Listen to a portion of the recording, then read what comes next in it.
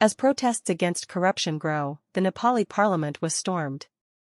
At least 22 people have been reported killed in anti-corruption demonstrations across Nepal, and Nepal's Prime Minister Sharma Ali has resigned. Deadly clashes occurred between police and so-called Gen Z protesters, mostly centered in Nepal's capital Kathmandu on Monday, which were ignited after a government ban on social media blocked 26 platforms for users in the country.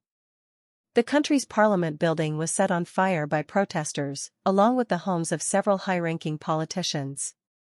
Public discontent towards the Nepalese government has been rising to Monday's eruption of protests, with 84% of the population believing that corruption is a big problem, according to corruption watchdog Transparency International.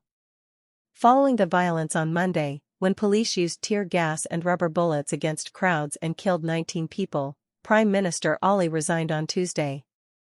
In view of the adverse situation in the country, I have resigned effective today to facilitate the solution to the problem and to help resolve it politically in accordance with the Constitution, said Ali in his resignation letter to President Ramchandra Patil. During the violence on Monday, protesters, some of whom were even wearing school uniforms, suffered serious head injuries as they approached the parliament building. The social media ban was also lifted in response to Monday's deadly protests. Despite both measures, the situation on Tuesday continued to escalate as protesters began targeting the residences of government ministers in Kathmandu, as well as the parliament building. Damage to public buildings and businesses continued throughout Tuesday, spreading beyond Kathmandu, where the majority of Monday's protests took place.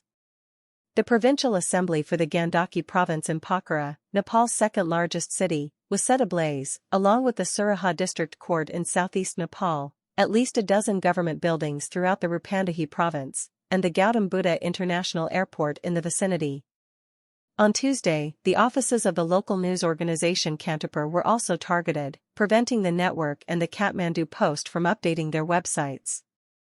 The city of Burgunj in the south of Nepal and the entire Dang district in the southwest were both subject to an indefinite curfew. However, protesters have disregarded the curfews, as did those in Kathmandu on Monday.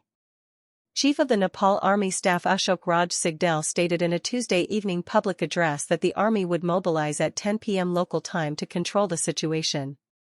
To lead the country towards peace from the present adverse situation, we appeal to the protesters to suspend their protest and come for dialogue, said Sigdel. All airports across Nepal were also shut down on Tuesday, including Kathmandu's Tribhuvan International Airport, the country's largest airport. Nepalese army personnel has been deployed to the airport, with all international and domestic flights suspended until 12 p.m. local time Wednesday.